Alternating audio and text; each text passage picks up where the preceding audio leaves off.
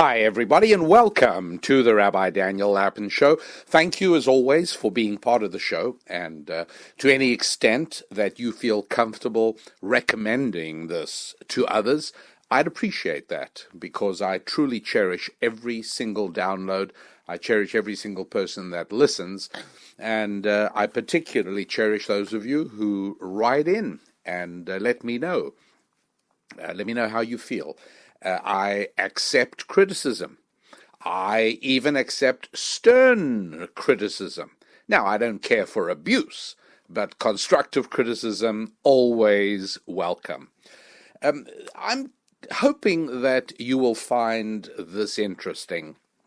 What happened is that during this week, I had a meeting with an associate with whom I've done some business to both of our prophets, and he's from the United Kingdom, and he came over to the United States, and we had some meetings.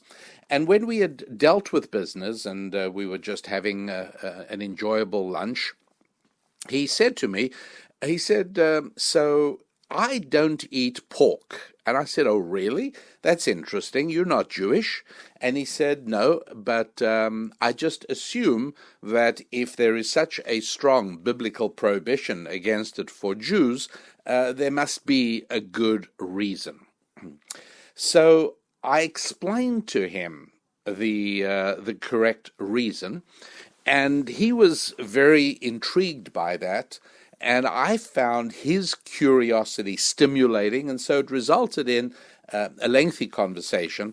And when we drew to a conclusion, and he said, I always listen to the podcast, and you really should put it up there, because I'm not the only person who's curious about this strong Jewish taboo on eating pork. So much so that although perhaps only about 20% of people, of Americans who self-identify as Jewish, would regard themselves as observing the laws of the Torah, and it's probably not much more than that, 25% if you sort of interpret it broadly, but that's about it. Or if I put the question this way, as I usually do you live your life or believe that God spoke to mankind through Moses on Mount Sinai? 75%, at least 75% of American Jews would answer no, or they would answer, well, it depends. Well, that's the same as no. The starting an answer with the word well is just a way of postponing what you're really saying, which is no. I've pointed out in the past that when young men are dating my daughters, one of the several questions I put to them, and yes, it's not fun dating my daughters. Let me just be honest about that. It just isn't fun. It may be fun dating them, but it's not fun. The whole process is not good because, number one, I and my daughters, we don't accept the theme of dating. We believe in courting. What's the difference? Dating is open-ended and it's a leisure activity. Courting is purposeful, deliberate, and time-sensitive. In other words, I know girls who very foolishly and tragically, in most cases, date somebody for 7 years. Courting never goes on for more than, frankly, it goes on not much more than a month or maybe two. That's kind of it. Because in that time, you should very definitely know whether this is absolutely out of the question as a match, or whether perhaps this might be moving towards something specific. And if it is, then I recommend that it does move ahead. By the way, I don't think a broken engagement is the worst thing in the world. I don't even think it's particularly terrible. It's just not. The reason I say that is because it's really important in a courting relationship that things move forward and move ahead. Very often, there are certain things that come out to discredit and invalidate the relationship, only come out when it does move ahead to another level. And so, I mean, two of my daughters, I think two, maybe three have had three have had broken engagement. No big deal. Doesn't worry us in the slightest, because what came out that told us that these were not good situations only came out because of the added level of commitment that an engagement implies, and more importantly, the added level of stress that an engagement brings about. If anyone says, "Oh, when you're engaged, that time when you're engaged, the happiest time of your life," the person is either a liar or a fool. That's simply not true. And if you're having a fabulous engagement time, then either you're marrying your sister, and as a result of that, you both have the same kind of background and the same upbringing and the same approach, and you have nothing to argue about, or you're simply not telling the truth, because during an engagement time, it's two completely separate human beings with two backgrounds and two different styles and two different personalities are beginning to get ready to weld themselves into a single entity called a marriage. And it's crazy to think that can be an easygoing time. Of course, being engaged is stressful. And sometimes there are many things that don't become apparent during the initial dating or courting period, but when you actually get engaged, it's at that point that the added stress brings out certain personality traits or certain beliefs or certain flaws that needed to become apparent. And so that's why we're not at all uncomfortable with the idea of getting engaged, even if it results in a broken engagement. We much prefer that to a lengthy dating period, because I'm going to tell you something, and some of you may be uncomfortable with this, but my job is not to massage you with warm butter. It's to tell you the truth, and the truth. And the truth is that in 6 or 7 or 8 or 9 months of dating, you are not going to find out a whole lot more than you will in the first 2 months. So among the questions that I would ask when my daughter is courting somebody, I'd always say, and I will always say to the young man, "Hello, look, tell me, what do you do for your fellow human beings?" And he usually pauses, and that's fine. And I say, "Well, what I'm really asking is, what do you do for a living?" I don't want to say, "What do you do for a living?" because that sort of sounds really selfish. It implies that the only reason you work is to get money, and that I don't think is the real reason you work. I know it's not the real reason I work. The real reason I work is to add into other people's lives, and the money flows as a result of that. So that's why I put it this way: what do you do? But if you'd prefer it as, what do you do for a living? Anyway, so basically, yes, I'm asking you, what do you do? And I'll tell you this, I have a standard rule that if the young man starts his answer to me with the word, "well," I know he's unemployed.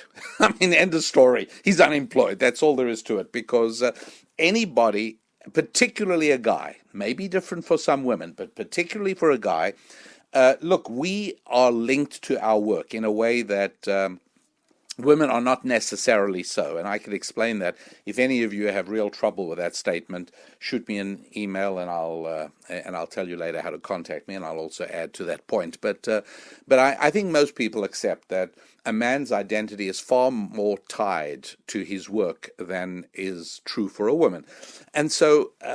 If somebody says to you or to me, so what do you do? Man, you're going to have to put a cork in my mouth to turn me off. I launch off into an enthusiastic diatribe about what I do and what I love doing and how I do it. I mean, you're going to start rolling your eyes and want to just get away from me.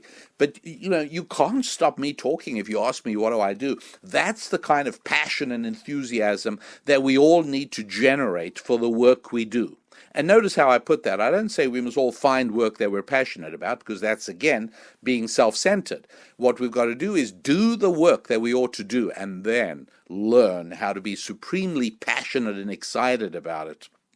And so that word, "well," starting off as the answer, to me, I translate that always as unemployed. It's simple as that.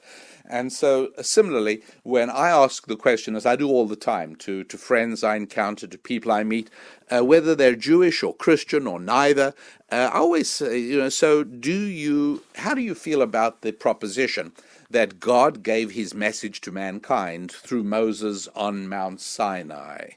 And people, answer different ways. People say, well, I think that's ridiculous. It's primitive. It's tribalistic. It's senseless. And other people say, yeah, that's right. That's absolutely correct. But there are also other people who say, well. And there are many, many co-religionists of mine, I find, who answer that way. Because they had grandparents or great-grandparents or relatives who did take the faith of Abraham, Isaac, and Jacob very seriously, they're just a teensy bit uncomfortable about saying, no, I don't accept that at all. It's superstitious and no more than that. And so instead, they say, well, it sort of depends on what you mean. Like, do you want, maybe Moses was inspired, or, all of these. Okay, fine. Bottom line is that it's really a pretty straightforward question, and the answer is yes or no. And that's fine. If it's no, it's no. I just like to know where you stand. That's all. It's exactly the same way as if I say, so how do you believe human beings arrived on this planet? There really are only two answers to that, right? There really are. One is that the good Lord created us in his image and placed us here. That's one answer. Now, you may not like that answer. That may be an answer that carries an enormous amount of psychological and religious baggage, which places you in awkward circumstances. So fine, take the other approach. Here's the other approach for the answer to how human beings arrived on this planet. This answer is, by a lengthy process of unaided materialistic evolution, primitive protoplasm turned into plumbers and ballerinas. That's it. In other words, this arrival of human beings on this single lonely planet, part of a single lonely solar system, in a single lonely galaxy, in a single lonely corner of the vastness of the universe, came about either because God made it happen, or it came about through a completely materialistic random process where amino acid molecules bumped into one another and with the assistance of lightning turned into organic compound, etc., and through the course of enormous stretches of time. Okay, fine. Those are the only two choices you got. The only other choice is little green men in spaceships came and put us here, but I think that only postpones the question because we have to ask where they came from. So let's just leave it at the truth, which is there are only two answers to the question. Similarly, did God give his message to mankind through Moses on Mount Sinai? It's kind of yes or no, There's really not much else. I mean, you can say, I don't know. That's always an honorable response. But the curious thing about the population of Jewish Americans is the tremendous ambivalence on that particular question. And more on that as soon as we come back. Meanwhile, if you want to send me an email, you just go to rabbidaniellapin.com. Okay, you just go to my website, and there you'll find a Contact Us tab, and you'll be able to shoot me an email, which I will get. And many of you have discovered I actually answer a whole lot of them as well. If they're not too long and too complicated, I do answer them. And also, that is a place where you can subscribe to my free weekly email thought tools. It's also a place where you can visit my store and take a look at the income abundance set. And I'll tell you a little bit more about that later on. But first of all, quick break and then back to pork and the Jews. Don't go away. Welcome back, everybody. The Rabbi Daniel Lapin Show. My website, rabbidaniellapin.com. And on we go with the show, talking about Jews and pork, but before that, just clarifying that, yes, the majority of Jews do not take the faith of Abraham, Isaac, and Jacob seriously. What that means is that the majority do not observe the Sabbath, the fourth commandment. The majority do not observe the dietary laws. And don't forget that the very first law that God ever gave to humanity was a dietary law. He said, exclude from your diet, said the Lord to Adam and Eve, exclude from your diet the two trees in the middle of the garden, the tree of knowledge of good and evil and the tree of life. Those you can't eat. You can eat all the others. Actually, he said that to Adam. Eve hadn't arrived yet. But the point being, of course, that dietary laws kind of important. And so later on, there are specific dietary laws given to Jews, including what types of animals may be eaten. And again, the point is that we view, in ancient Jewish wisdom, we view planetary existence as falling into four categories. Things are either mineral, vegetable, animal, or human. Okay, so if you're looking at your bookcase, that's made out of wood, that's vegetable.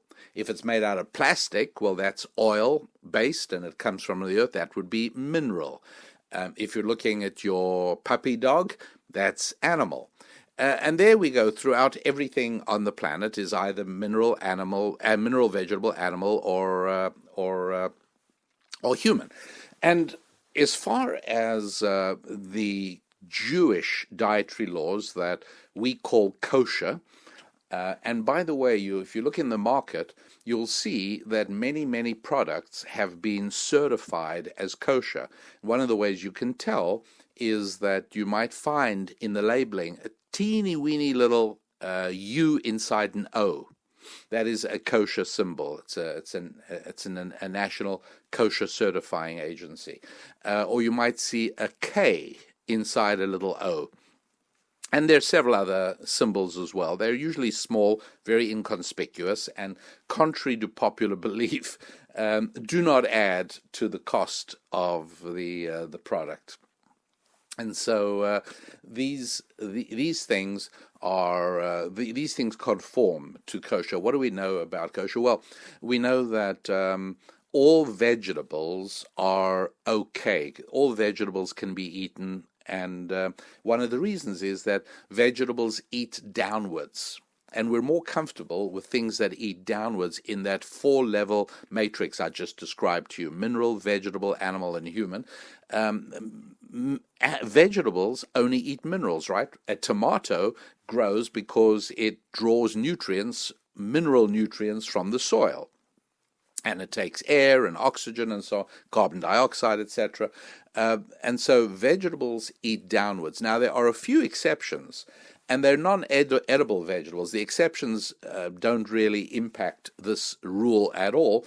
But it's interesting that not just Jewish people, but all people are just a little uncomfortable with vegetables that eat not down.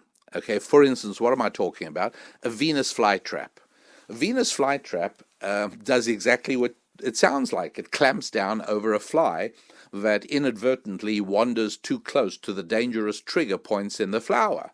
And it's the most amazing thing to watch. It's extraordinary. Now, you'd think everyone would want Venus flytraps in their living rooms, right? Because it would keep away flies. But nobody does. People are just a little uncomfortable with vegetables that eat animals, because we're in the sort of natural order of things, we're more comfortable with animals that eat vegetables. And we're more comfortable with vegetables that eat minerals. Now, minerals that eat upwards are, of course, extremely rare, but you do find it quite often in horror movies. Think of something called quicksand. Now, you'll see quicksand far more frequently in the movies than you will in real life. But the notion of sand sucking a human being to his doom is so shocking and so terrifying that it bothers us intensely, and rightly it should, because it's a mineral eating upwards instead of downwards. Now, minerals don't eat at all, so it's even doubly disturbing. Vegetables eat downwards and eat mineral. Animals now is the next level on the 4-level matrix, and now animals is a little bit interesting about, because some animals eat downwards, eat vegetables, and some animals eat horizontally, and they eat other animals. Well, kosher animals are all the animals that eat downwards. In other words, no animal that eats other animals is kosher. So a wolf or a lion are not kosher animals; they can't be eaten.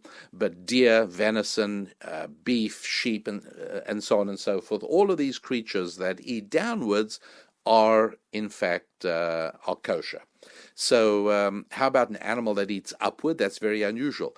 If a lion in Africa or a tiger in India eats a villager, the nearby villagers don't rest until they've captured and killed the creature. And there's no practical reason for that, because it's been proven to be false, that animals that have once tasted humans, it's not as if they develop a taste for us. They don't. It's just not diet of preference. So it's not as if you have to go and hunt down the tiger that ate a villager because he'll do it again. He won't. It's just that it's tremendously disturbing. In the same way that deep down we realize that there's something wrong about letting a human murderer walk around the streets as if there's no problem, as if, oh, we just forgave him. It's very good to forgive people. We forgave him.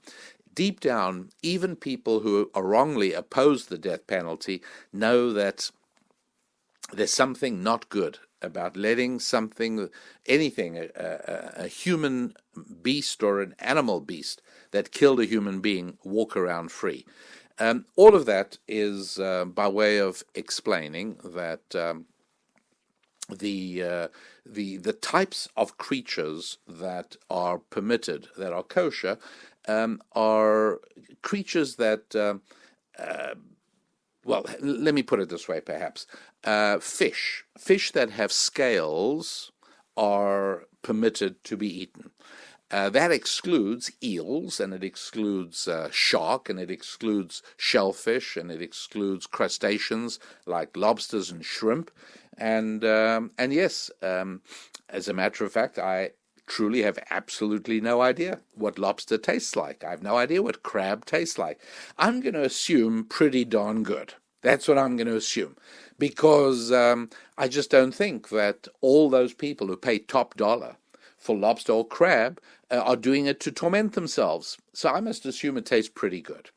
Now, a lot of people say, well, here's the reason, why the Old Testament prohibits the eating of crustaceans and shellfish and bottom feeders like catfish, is because they're unhealthy.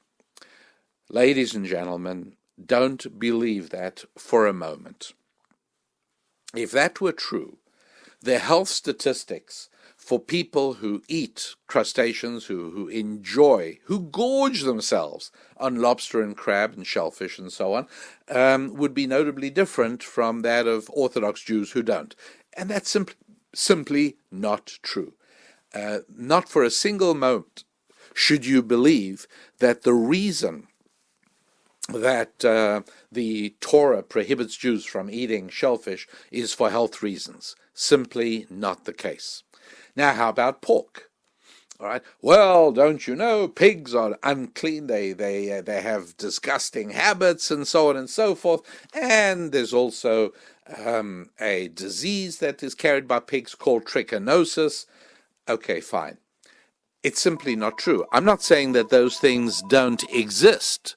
They do, but that's the point, however, I'm making, is that if, in fact, this was truly a reality, then you would expect the health statistics for people who eat pork to be noticeably different from those people that don't. And that simply is not the case. The truth is that there's no reason for anybody to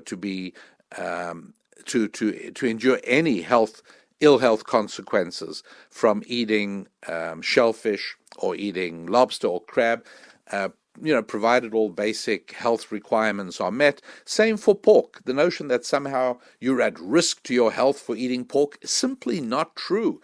Look, people sometimes get salmonella from eggs if certain rules are not followed. Sometimes there are vegetables that are sometimes found to carry various stomach upsetting diseases, and sure, these things happen. But the idea that somehow they are more likely with shellfish or with pork, simply not the case as far as I know.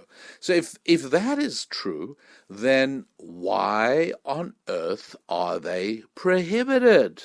Right? Why are they prohibited? Well, the answer is, well, before I give you the answer to that, I think I probably have to start off by explaining that we human beings have three main appetites. There are three things we really enjoy. There are three things we yearn for. There are three things we desire and want: food, sex, and money. Those are the three main appetites we human beings have. And one of the very true things is that life is too complex to be able to solve by means of a simple slogan. In other words, the old cartoon about somebody who climbs the mountain to find the wise guru at the peak, and he says to him, "Tell me the meaning of life," and the guy answers and says it's radishes, or some other equally meaningless monosyllabic reply. That's a joke. What it's pointing out that you can't find deep secrets to the complexities of living in a simple slogan. You cannot. However, I could tell you something about the secret of life, the secret of success in life.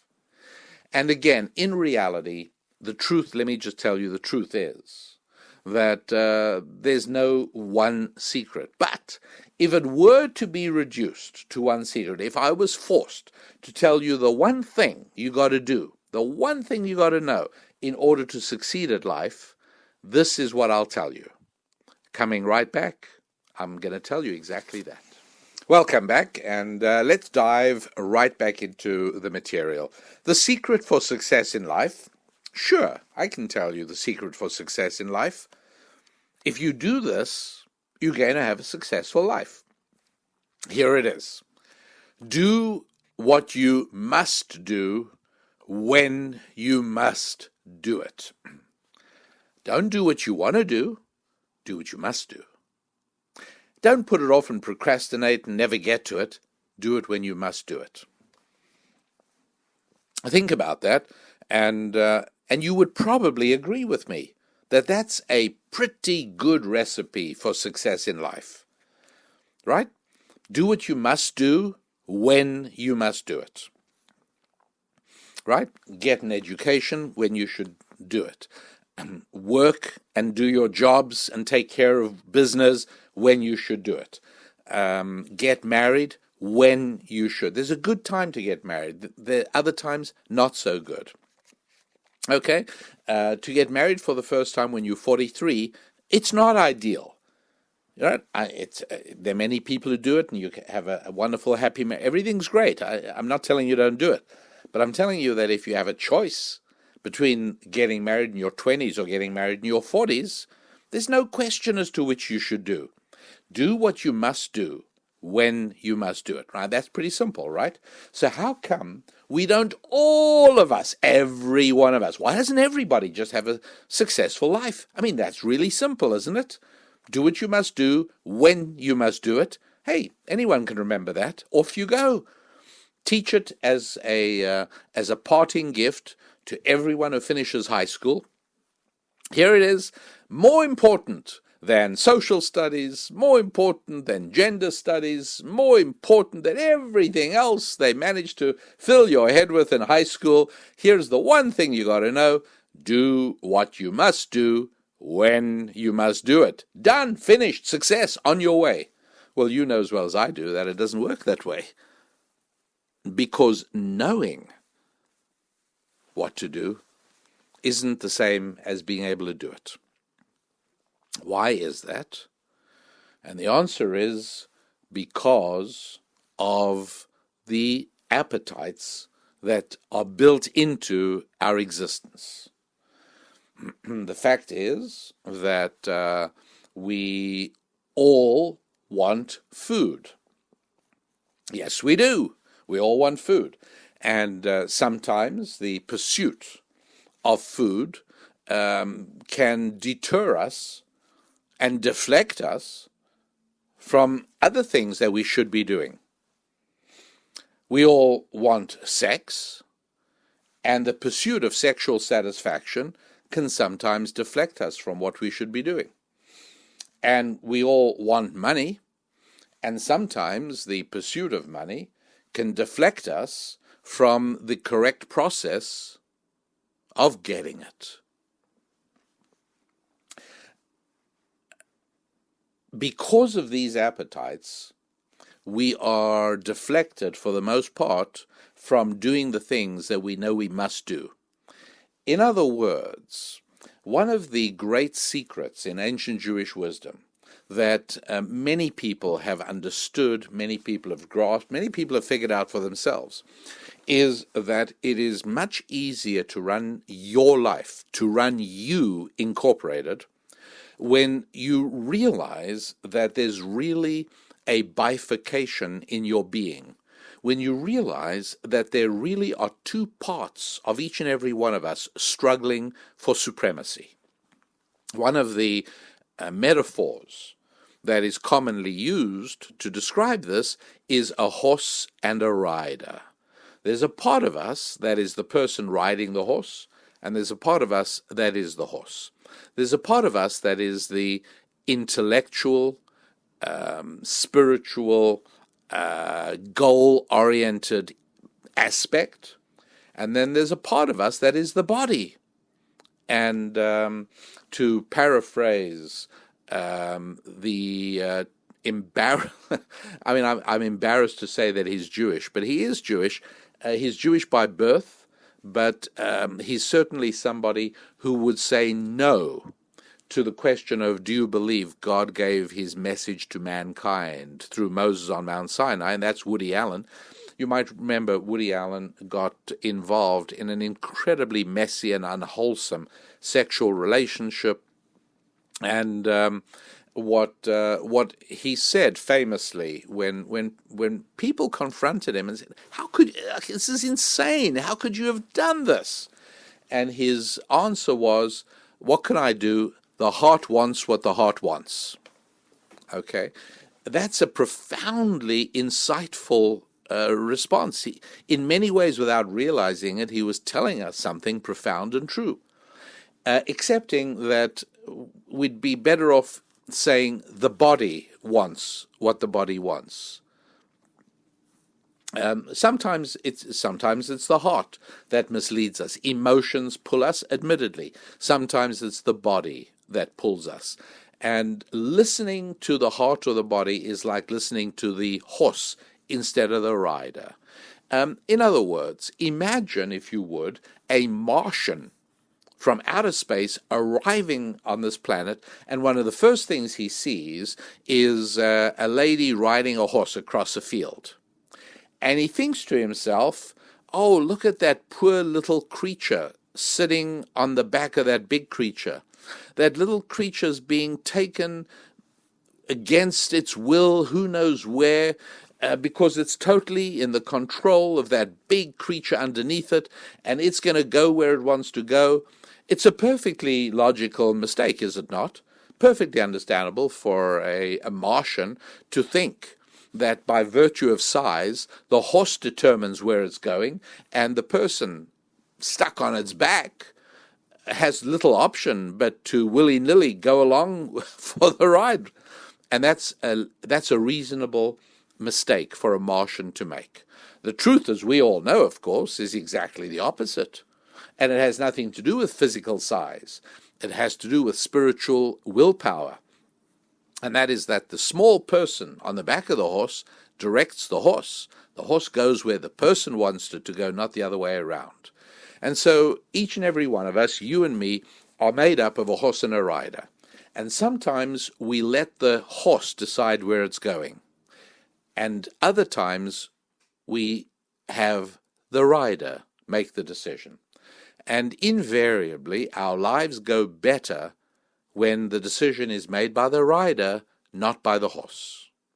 In other words, do what you have to do when you have to do it, in spite of the fact that your body and your emotions want to take you off in different directions. What are the different directions? Well, partially our appetites.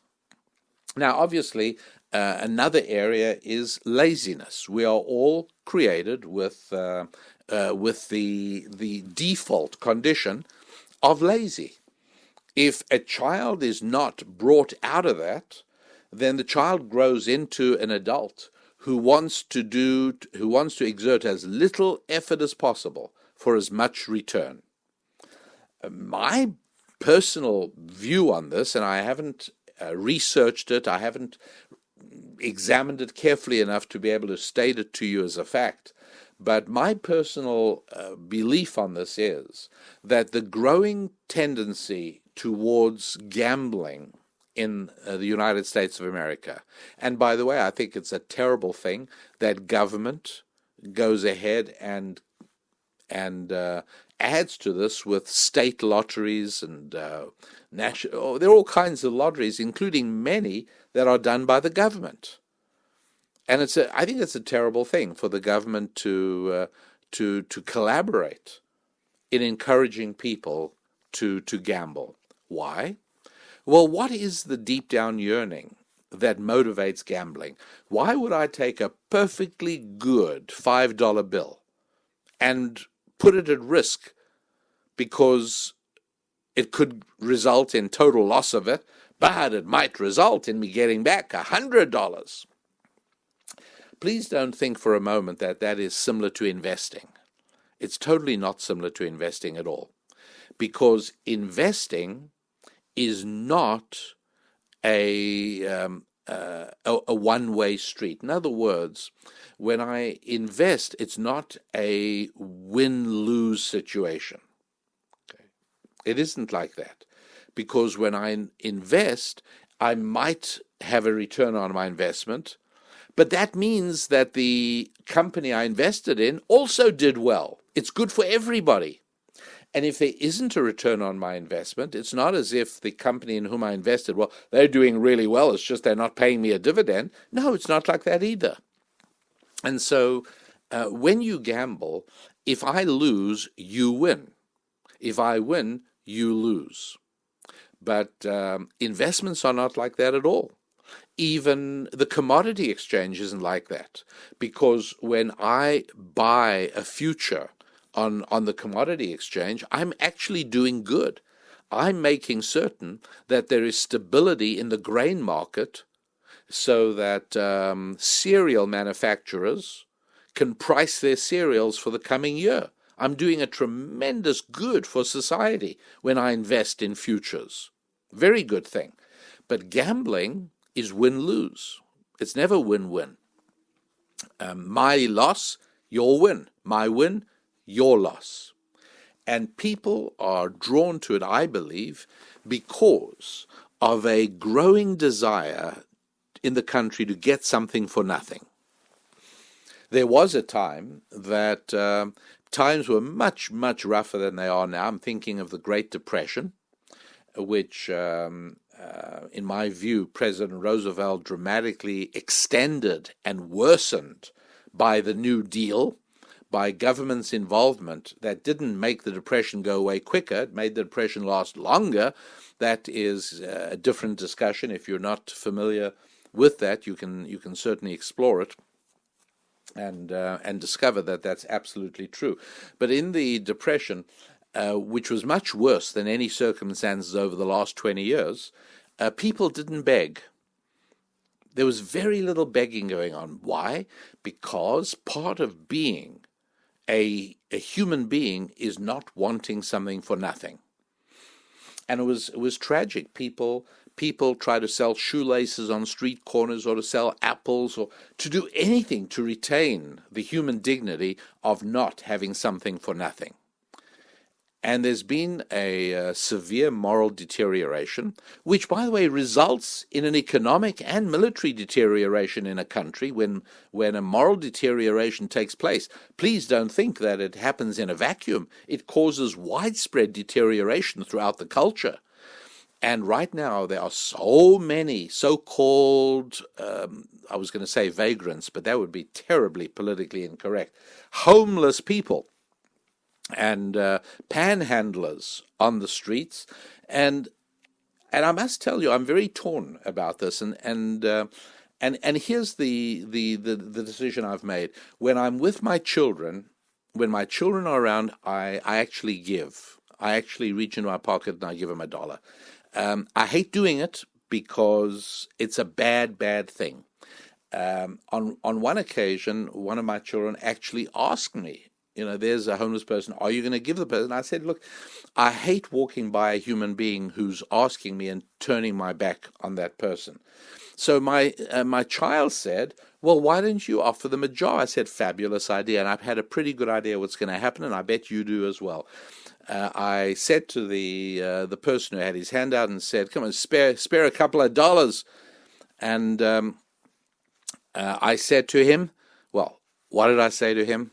Why don't I tell you that? Coming right back. We're back again, the Rabbi Daniel Lappin Show, and diving right back into the topic. Walking past a homeless person, a vagrant, a beggar, panhandling on the street, my child says, why don't you offer him a job? I said, good idea. And the person said, come on, spare $2. So I said, I'll tell you what, how would you like $10?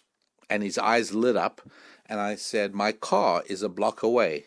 If I give you a bucket and a sponge and water, would you wash my car and I'll give you $10? Well, the filthy, obscene stream of invective that poured out of his dirty lips were embarrassing. I felt bad that my child should have to listen to that, really. And I felt the point had been made. This is a widespread cultural deterioration that we're suffering from, wanting something for nothing. And gambling is one of the alluring ways of exploiting people who have become lesser human beings, wanting something for nothing. And as I said, back when the American psyche was far, far healthier during the time of the Depression, nobody wanted anything for nothing. People didn't want to beg. They wanted to make a living. They wanted a job. Today, far too many people don't want a job, and they've become accustomed to either begging or living off the sweat of their fellow citizens' brows. And there's how many people are there in the United States who've quit working and are living off welfare, food stamps, various entitlement programs, large numbers of people. When many of these programs were set in place, they were safer to set in place because there were so many people who would never have availed themselves. I mean, to go on the dole was an embarrassment. Today, not at all. And so, obviously, a major deterioration. And so when a cultural deterioration takes place, the consequences are very serious. Initially, it's something you only see in the people, and then you quickly begin to see it manifest itself in the culture as well. And the spread of gambling is very much a part of how this deterioration, how this decay is spreading through the culture. So why is it that simply knowing the secrets to success don't seem to produce success, right? Everybody either knows or could quickly be taught that the secret of success is do what you must do when you must do it. Why don't people do it? Well, they don't do it because there's laziness. Each and every one of us would rather do other things. Some people want to sit around, some people want to go to the beach, some people want to watch cat videos on YouTube, some people want to watch their sitcom on television. Whatever it is, passivity is very much a dangerous yearning that has been built into us, the desire to be passive rather than active. Okay, fine. But how about the appetites? Well, the appetites are a slightly different story. The appetites are these three: food, sex, and money. And because those are built into us, and because they so frequently lead to less successful lives than need be, it becomes very valuable, particularly for young people, but all of us at any age, to really learn and understand the nature of these appetites, because they do impact our lives. Because if you don't know the nature of the appetite, then you have no way of knowing when to yield to it, when to resist to it, how to resist it. Okay, so let's take a quick look at what ancient Jewish wisdom has to say, and this lies at the heart of a great deal of Jewish success in both family life and also in money and business. Because if there's one thing that is, or three things that are going to deflect you from success, they are these appetites. So let's take a quick look at them. Okay. Here is how they differ from one another primarily. Food, and I'm going to simplify this slightly just because it's how I easily remember it, even though it needs just a little bit of elaboration. Food, the more you have, the less you want. The less you have, the more you want. Okay, think about that for a moment. The more you have, the less you want. The less you have, the more you want. In other words, the less you have, the hungrier you are. The more ravenous you are, the more you are ready to eat a horse, saddle and all. And so there you are, you got no food. All of a sudden, you're able to sit down at a table with a lavish spread of wonderful food, and you just tear into it. And a little time goes by, and now it can be said that you really have food, right? Because you're stuffed up to the gills. Now, do you still want more?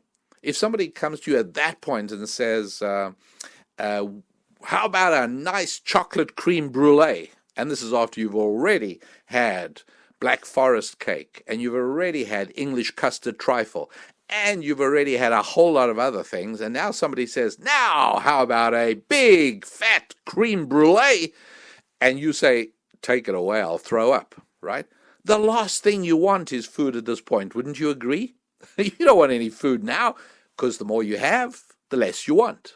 The less you have, the more you want. Okay. Now, let's take a look at the opposite. Sex is interesting. And before I tell you about sex, I mean, I'm sure you don't need to be told very much about it, but one thing I probably do have to mention, because popular culture believes, and remember, we are living in a somewhat sex-drenched culture. The advertising, billboards, and some of it is extremely flagrant.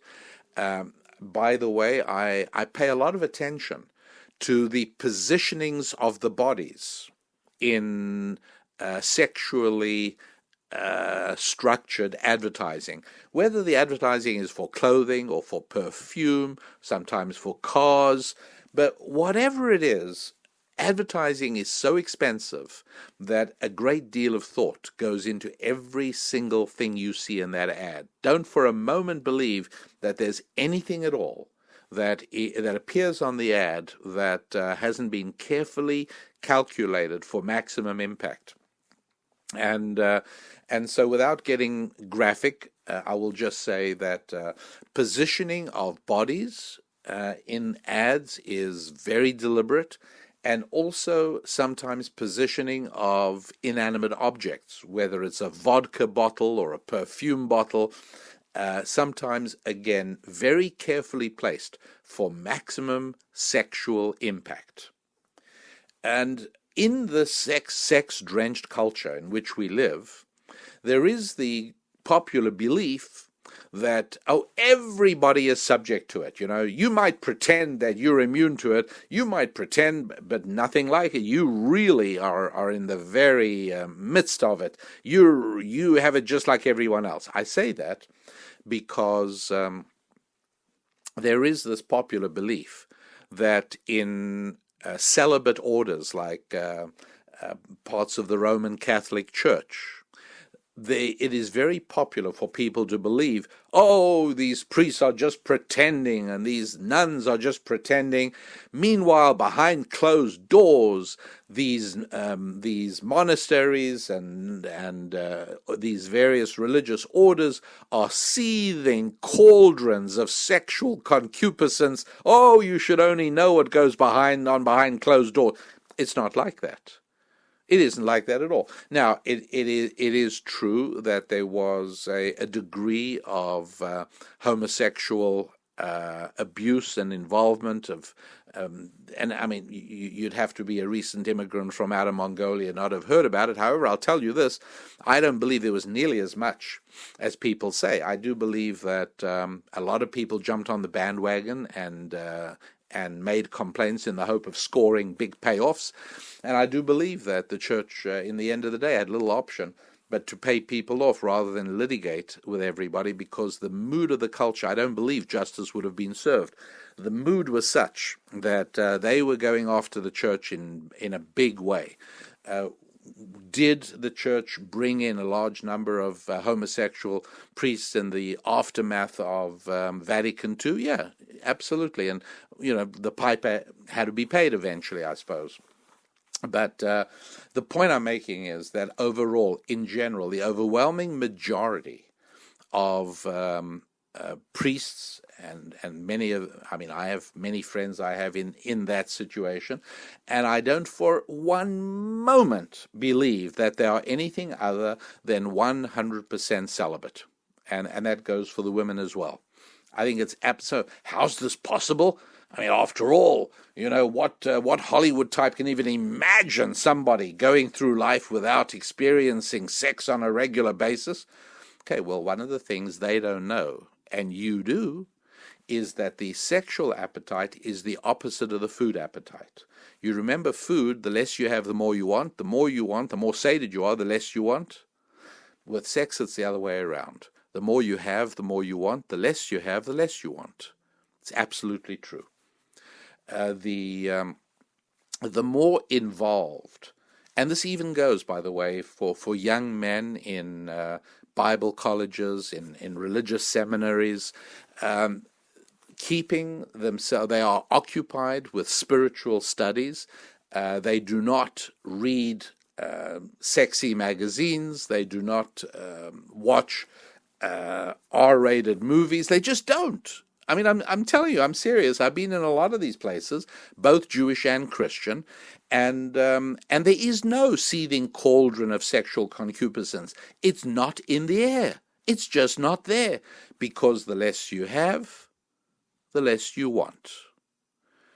On the other hand, once somebody is involved in a sexual relationship, then that person wants more. Now, sometimes he wants more with a different woman. That's sad, and that does happen, and it causes tremendous destruction in marriages, and that's because variety is part of the sexual attraction.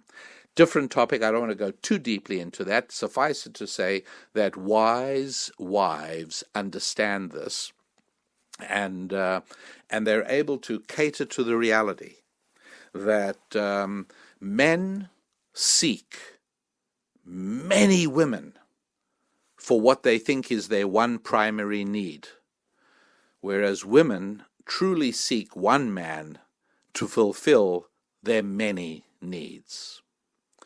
So it's valuable and important to understand then that when it comes to sex, it truly works the opposite of food.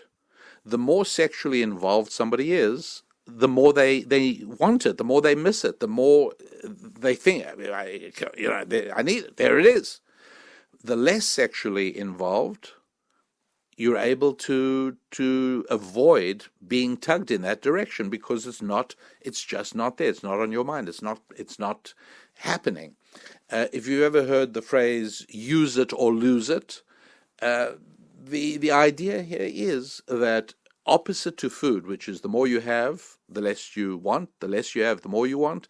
The hungrier, it's the less food you get, the more you want it. If you're sated with food, you don't want any more.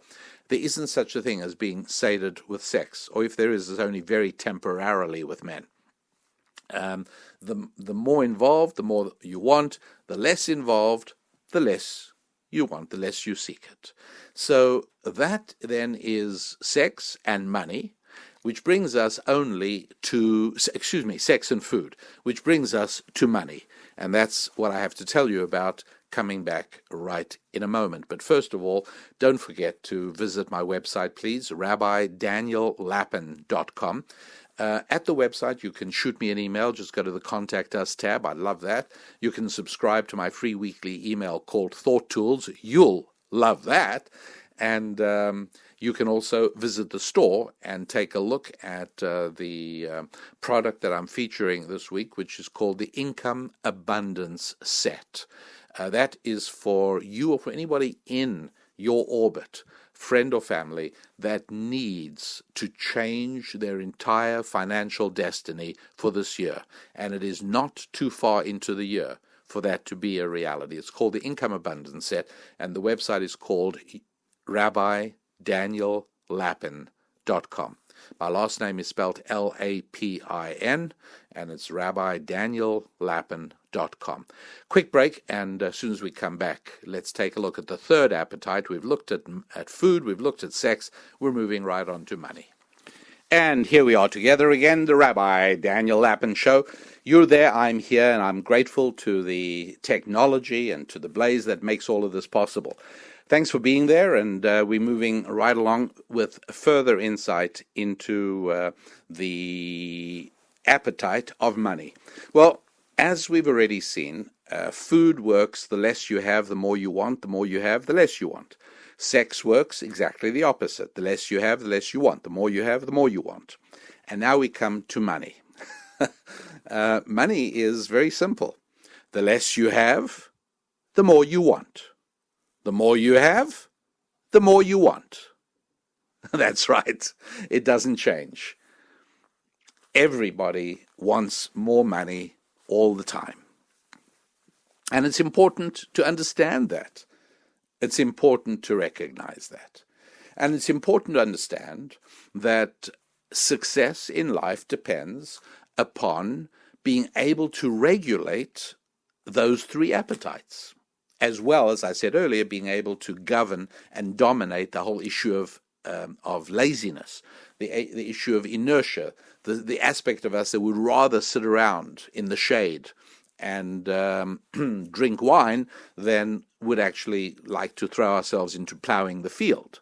But leaving aside laziness for the moment, conquering or controlling or being able to regulate the three appetites, tremendous avenue of success. Bad eating leads to bad health. It isn't a good thing. And what's more, you weaken all of your willpower when you have no willpower on eating. In other words, you let go with food, and I'm sure you've seen this, right? You've seen people who are just out of control with food, and it's almost ugly to watch them eat. You know, the rate at which they're stuffing food at their face, and you think to yourself, would you really trust that person with anything really important, with something you value? Would you trust? It doesn't look like it. It's a person who's too focused on satisfying that appetite of food. It would be disturbing, and so obviously, early on, controlling the appetite of food, very important. Well, then we get to the appetite of sex, right? how hard is it for you and I to think of people we know, usually men, by the way, who have literally destroyed their lives because of sex? Right? It's almost a cliche. It's so obvious. So clearly, then, one of the best favors you can give a child you are raising is the ability to control these appetites. And then money. The love of money, obviously that's not a good thing any more than love of food or the love of sex in and of themselves. Obviously these are not good things.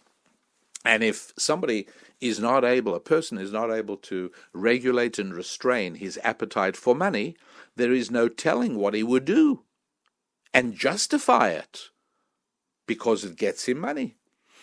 Right? I mean, right down at the lowest criminal level, there are people who murder because they don't want to leave a witness to a robbery. What's that for? It's just to get money. Right? That's all it is.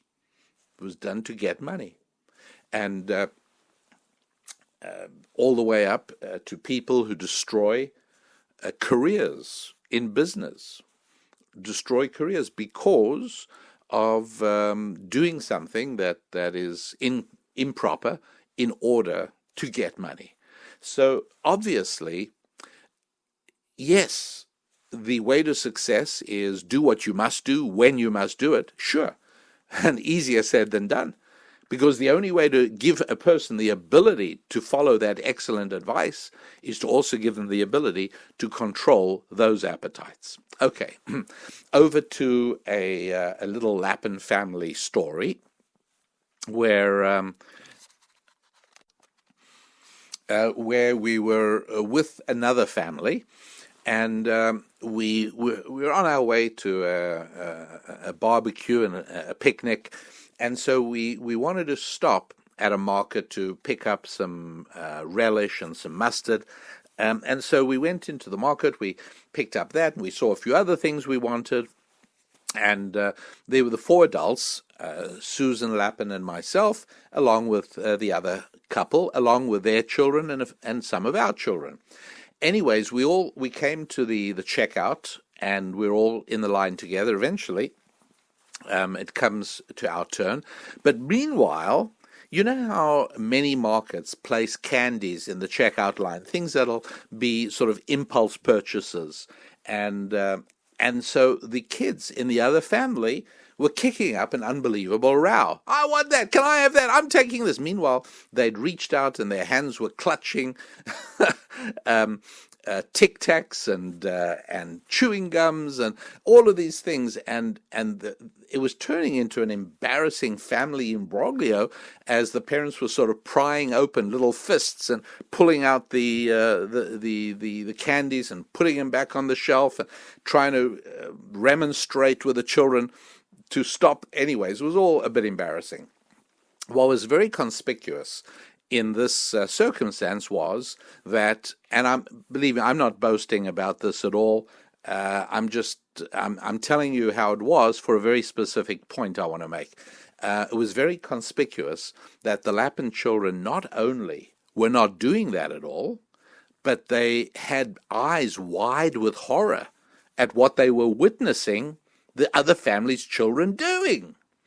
Anyway, as you can imagine, it didn't take long before we were back in the vehicle heading towards our destination when the other couple said to us, sorry about that. We really were very embarrassed.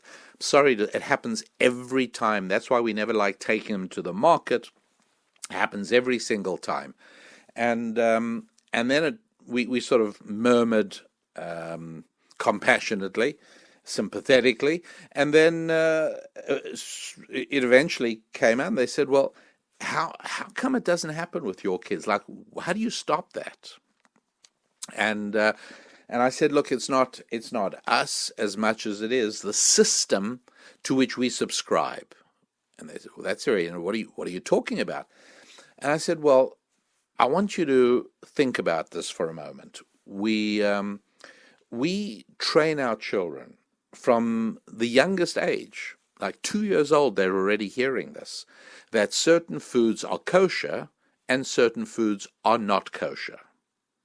So they grow up and they become toddlers and they become 3 and 4 and 5 and 6, and they see that there are loads of kosher restaurants. When we come to a new town and we're visiting, wherever it is, or we go to Disneyland, okay? There's tons of great restaurants in Disneyland. And all the kids are walking around with hot dogs and everything. And our kids know that we bring crackers and cream cheese and fruit and whatever it is we're bringing because there is no kosher food. And so from the earliest age, they learn that certain things are no. In other words, imagine, if you would, that there is a kind of spiritual no muscle in our beings. In the same way that we have regular physical muscles, we have a spiritual muscle, and that is the ability to say no. And since these children hear from an early age, this we may eat, this we may not eat, when mommy says no to the candies in the checkout aisle, she doesn't even have to say they're not kosher, regardless of where they are. She wouldn't say that. She just says no. You know why? Because the no muscle has already been exercised. You do your kids a tremendous disservice if they never, ever get to practice the no muscle. The no muscle then atrophies. And the consequences are more serious than you can even imagine. And I'll explain to you in a moment. But that becomes a very critical thing. So in other words, you can already see that the whole principle of kosher has nothing to do with whether it's healthy or not healthy, right? Regardless, there are many kosher foods that are really, really unhealthy. And there are many foods that are not kosher that I'm sure are perfectly healthy. That's not the issue. We're not talking physical, we're talking spiritual. And success in life depends on a very healthy, functioning, vibrant, effective, and strong no muscle. The kosher laws help to develop that. And that is why our kids never, ever kicked up a fuss at the checkout aisle or anywhere else, because they are well accustomed to us saying, we're at Disneyland, you want to know why we can't have a hot dog? Because they don't sell any kosher hot dogs, that's all. End of conversation. It's tremendously powerful. Now, think about what happens next. It doesn't take long before children grow up and they hit puberty, and the sap of youthful hormones begins rising, and teenage passions begin to burn. It's very difficult. Imagine a child who's had zero practice saying no, a child who's never been told that he has to restrain his bodily appetites, right? I know you feel like a hot dog, but you're not going to be able to get one. It's not kosher. Let's say a child's never had that. A child is always, and unfortunately, I see this all the time, where children are walking in Disneyland or anywhere else. I want a hot dog. The parents act as if it's the IRS calling. They jump at it and they run to get a hot dog for the child. Hello, it's okay if your child goes a little hungry. But no, your child now is being taught that every appetite must be responded to and indulged as soon as you feel it. Every time those little tummy enzymes start calling for food, you give the child food, whatever he wants. Not surprisingly, when it's not enzymes but hormones asking for satisfaction on a sexual front, obviously the child has no ability to say no. The same goes for drugs, by the way. It's the most absurd thing. You may remember a campaign many years ago in America, Just Say No. I think it came from the White House, maybe the Reagan White House at the time. And the idea was just tell children, just say no. And they were talking about sex and drugs. Hello, I'm sure you can see, by the time a child is 15 or 14 or 12 or 16, it's far, far too late to say just say no. Because you missed the opportunity of training the no muscle when the child was 2, 3, 4, 5, 6, 7, 8, 9, and 10. That was your only chance of training the no muscle. to tell people just say no when you're 16 and the pull is urgent and strong is absurd. Save your breath. It's a total waste. But if you've been establishing that principle from early on, then it's okay. And this is one of the reasons that sexual promiscuity is almost non-existent in religious Jewish and Christian high schools.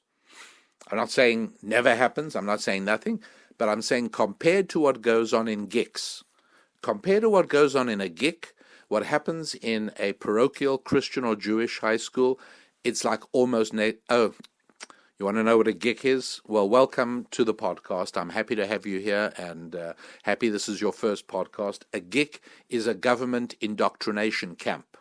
A government indoctrination camp. It's a place where people foolishly send their kids to be indoctrinated. They send them there for several hours every day. It's a camp. Nothing serious takes place there other than indoctrination. Many people refer to them as public schools, but I think that nomenclature is already becoming out of use, as everybody understands that these are really GICs, and that's how it is. Hi, everybody. Be right back. Don't go. The Rabbi Daniel Lappin Show. And the website, and I know I'm probably boring you dreadfully when I keep repeating the website, but I know that there are new people joining the show every single week, and they may not have it down yet. So do keep a record of it. It's RabbiDanielLappin.com. And it's the place to go to first of all, head over to the store section and read about the product called the Income Abundance Set. It is what it sounds like, which is a description of a collection of material that crystallizes the information that, frankly, has always been used by my co-religionists in order to disproportionately succeed in business. Everything you have to understand, everything you have to wrap yourself around, and all the changes you need to make in you and in your outlook to turn yourself into somebody who has an entirely successful relationship with money. It's called the Income Abundance Set. You can read more about it on my website at youneedarabbi.com. That's right. You can either find my website with youneedarabbi.com or RabbiDanielLappin.com. Both work in exactly the same way. And also, please email me. You go to the Contact Us tab on the website and let me hear from you. And also subscribe to the free weekly email called Thought Tools. And that's the deal, okay? I do this podcast. I put out this material. I record this and make sure it's available for you every week up on the site. And in exchange, you visit my website and stay in touch with me, okay? All right, we got ourselves a deal there. And so there it is. What kosher is all about is not physical health, it's spiritual health.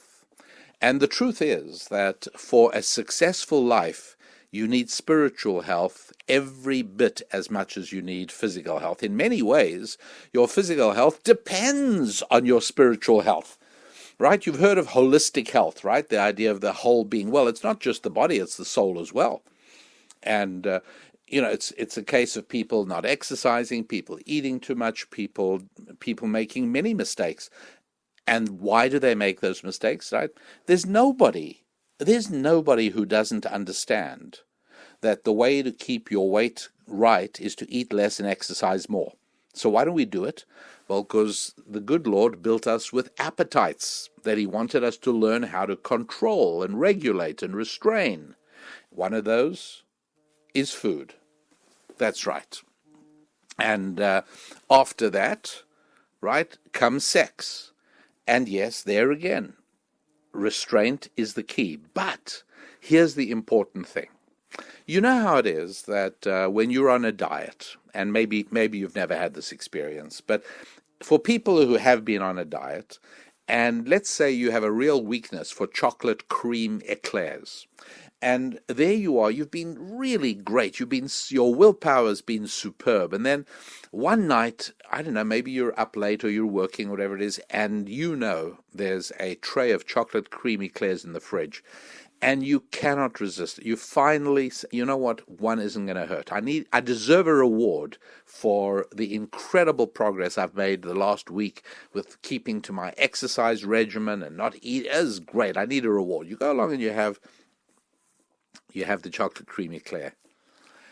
And it's a struggle. You first say, no, I really shouldn't. But, okay, finally, you go along and have it.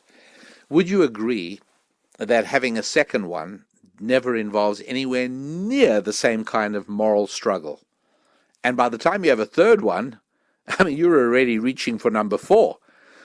In other words, here's the crucial thing. Every single time you successfully apply your willpower, every single time you successfully restrain your appetite in one way or the other, you are now that much stronger for the next test. You're that much better equipped for the next time you face a challenge. Every time you yield to an appetite, you are that much weaker for the next time. Isn't that interesting? But again, that's just a reality about how we're constructed. And so therefore, if you want to be able to raise children, or for that matter, raise yourself, to be somebody who is capable of acting with willpower on all your appetites, then you've got to start with the most basic. And I'm not saying that people who are not Jewish should observe kosher laws. Of course not. Of course not. I'm not saying that at all. And I'm not saying there's any reason at all for anybody not to eat pork if they're not Jewish. Really no reason at all. All I'm saying is that it's much easier to train ourselves and our children to apply willpower when it comes to food. Maybe such a thing as, I know you want a hot dog now, but guess what? It's not lunchtime. So you just let those enzymes chew away on your tummy because we're not having anything till lunchtime. Your mom wasn't so dumb after all. You remember your old mom who used to say, you eat only at meals, not between meals? She had a point. And part of that point is even a simple discipline like that, which is not running to get your child a hamburger the moment he calls for one, even that little willpower is helping your child develop the ability to control appetites, to control himself, to exert willpower, and to really make a difference to his future life. And that's really how it works. It's really, really important because remember, your children copy what you do much more than they obey what you say. Right? It's a true thing to know. And so it's really important that your children see you exerting willpower as well. If they see you grabbing for a snack every time your tummy rumbles, then obviously they think that's okay for them too. And so it is on every single level. Applying willpower strengthens you for the next test, and it also lets your children see that it's not just that you are asking them to obey an authority, as it were, an outside authority, but you are doing it as well. Okay? And that's a tremendously, tremendously powerful concept. It is another part of Jewish life, and this is something I think I'm going to treat in a completely separate podcast. We'll do this separately. But Jewish husbands and wives don't sleep with one another for a certain period of every month. Okay, and some of you may be aware of that.